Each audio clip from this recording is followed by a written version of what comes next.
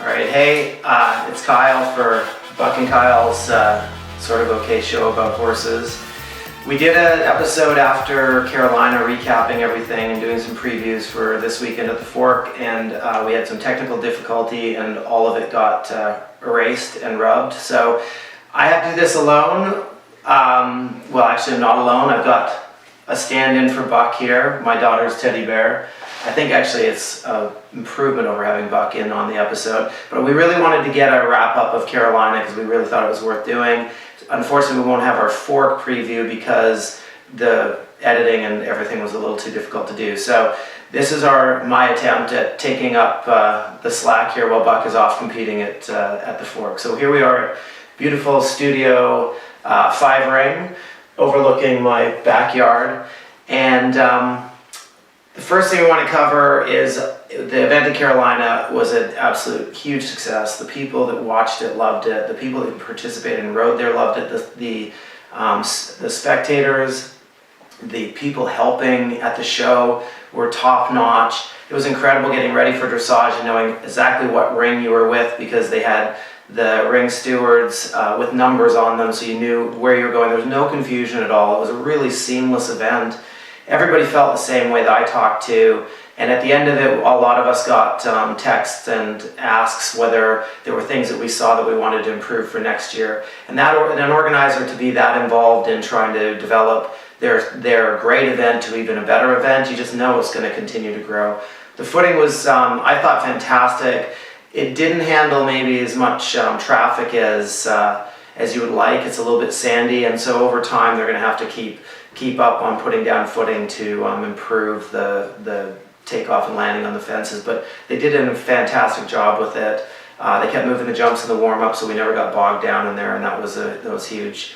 The course was fantastic. Ian did a great job, very gallopy, lots of good questions. Felt like it was really appropriate, and I thought it was a very good build-up for getting ready for Rolex for those horses and for Jersey and so on for the younger three-star horses.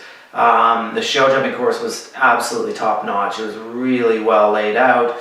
Footing was great on grass, but it was a cool thing because you jumped actually in front of the sponsor tent for the bigger divisions, and you jumped actually through and around some of the cross-country jumps, which was kind of a neat experience. Really nice open area. At Carolina, I was the loser from our show from Wellington on our team, so I had to wear the hat of shame. So if anybody saw some photos out there, it was on Eventing Nation, Eventing Connect, and multiple other places. I got all sorts of comments for the pink hat with the flower, and if you saw it from the side, you actually didn't get the full effect because it had sparkles on it, and in the middle of the flower there was a diamond, and it was particularly beautiful, and I pulled it off very well. The plan is, we've decided what we're going to do is we're going to put the event that the hat runs at, the hat cover, and the horse that was on, the rider that it had. And so the first one was me on Madison Park in the three-star division at Carolina. Luckily I rode Parker because he brought it home a nice clear round on it, and we're going to put down the faults that maybe the hat cover has. And we're hoping by the end of the year to have a good tally of events on it, and hopefully Buck will be on most of those because hopefully he's going to lose the rest of the betting competition that we've got going on. But I at least started off in good form. We have a clear round on it, and then at the end of the year we're going to auction it off, and we're going to give the money to some suitable charity. And I was told it was going to be hopefully from me, but then I was informed that I was the one saying that. So maybe we're going to donate it to my co-host here.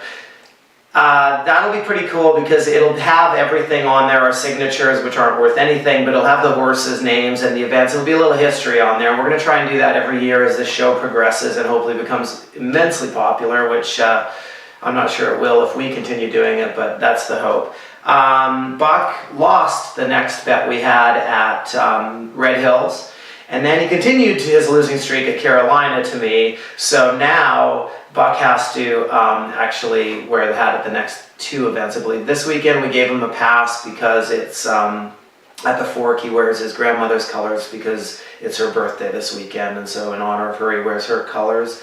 And it's kind of cool when a family has history like that. So I let him off the hook there, and I'm going to let him off the hook at Rolex as well, because I don't think will pull off the pink as well as I did, and I don't want him being embarrassed in the international scene that much.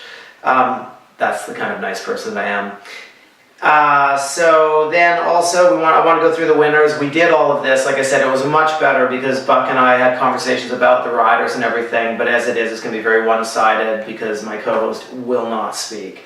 It was chatting up a storm before we hit the camera on, just very camera shy.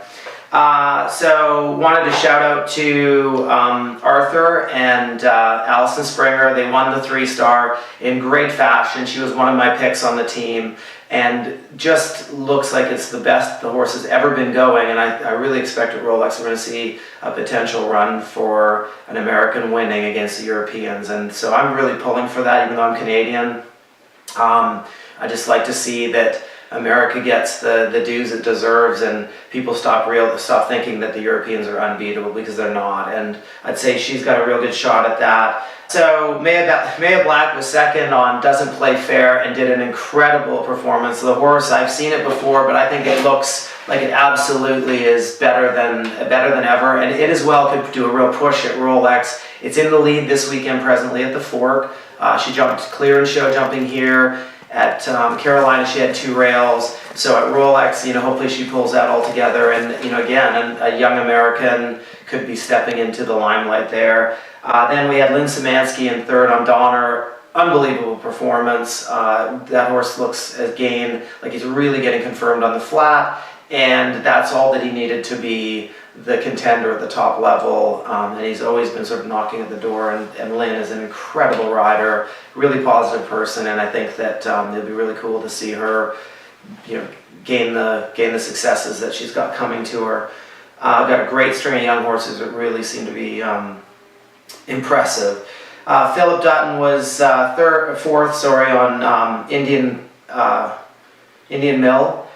New horse to him, as usual. Philip's done an incredible job just getting in the irons of someone else's horse and making it like it was his own.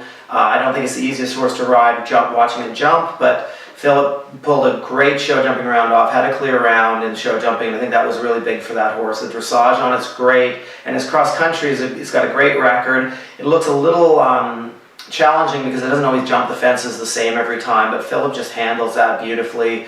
And with his experience, I think that's a real possibility as well at Rolex. But I think it's probably green in his relationship with it to expect it to be able to really pull the win off there.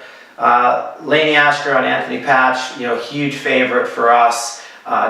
Really positive girl, so much fun to watch. If you want to, you can go to YouTube and pull up, probably she's got her video up on her GoPro of going around the cross country. And if not, if you Google her, you'll see all sorts of selfies of her, which are not as interesting, but for some reason she seems to put those out there too. And then at the Fork this weekend, right now it's in just the show jumping and the dressage is done. And as I said, we've got Doesn't Play Fair leading there. I think he'll scamper around the cross country course tomorrow great because the horse looks super fast, great jumper. In the 2-star at Carolina, it was really, I gotta say it was one of my favorite divisions. I wasn't in it, but Will Faudree won the 2-star. He's come back from a really bad injury last year, and I love that he's not lost any of his enthusiasm. He was smiling all weekend, put in a great performance, had a fall early in the day, and just put it right behind him and went out and stomped around, won the 2-star and was third in the 2-star. And he's riding lovely horses. He's always been a great rider, and he's very well supported, but his enthusiasm it never seems to yield, and that makes a huge difference in the results long term.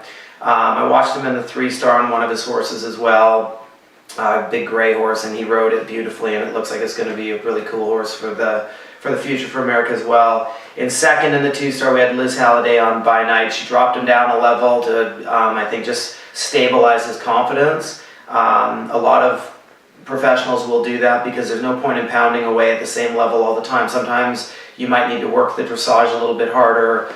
Sometimes you need to drop back in the cross country to make them feel a little bit better. Sometimes you need to drop back for the stadium. So I think that was a really good move on her part because I think it'll pay off in the next events that she's doing.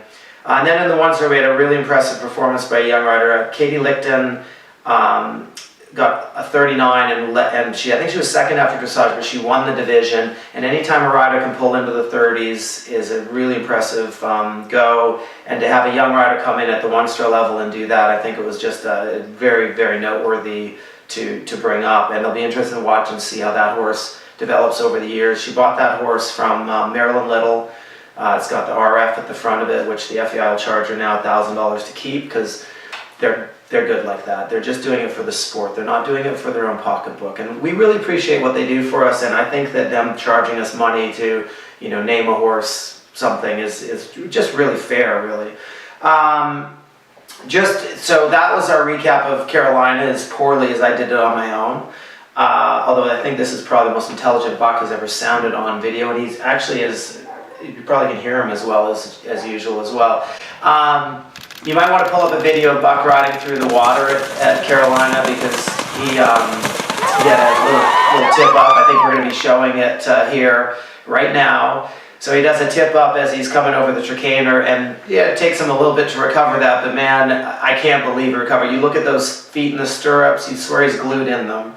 And there's no way, I promise you, if I was that far off to the side, I would ever be able to pull this big long body back in. But he got back in there. It's too bad that happened to him, but it was sure exciting to watch. And then what we're planning is next week we're going to start we already recorded one episode and we had to trash it too, because it was all in the same reel. But we're going to start a review of the Rolex riders. So there's 90 riders and horses at Rolex, and we're going to do them 10 by 10, and we're going to release those. We're going to either try and do them daily for 9 days or whatever, but we're going to start releasing those this coming week. Just short reviews, some pics, some photos, our opinions of their chances, what they're there for. Obviously, Buck and I both are entered there as well, so we will have the unfortunate thing to actually review ourselves. But it should be fun, because it's always great coming to Rolex to know the background stories, and if we have any information on people, we're gonna put it out there. And if you know anything, you might want to send it into our website. Any questions you have for people that we can get answered, send it in fan mail. We'll be happy to try and find that. And then at Rolex, we're going to try to sit down with some of the riders and have some conversations with them. And again, if there's something that you can put in fan mail that you might want to hear about, that we can ask them, we're happy to do that. And again, we're really excited about this next sort of 3-4 weeks. On the side note, because I don't think we're going to do another of these episodes, they'll just be the Rolex reviews for the next one. My wife and I are going next week to run the Boston Marathon on next Monday, and that's going to be awesome. We both qualified last year. We've both done 2 marathons, and the last marathon we did, we qualified by quite a good margin. So really excited about that. And it just sucks because it's such a big event that they bus you in separately on your times. So we usually start together and then separate. And it's just always fun hanging out at the start line with her, because we do everything together that way. And it's just, it's one of our great pleasures. And unfortunately, Boston, we are starting an hour apart. So I will bus down there. I don't even think she's coming down at the same time I will. I'll finish.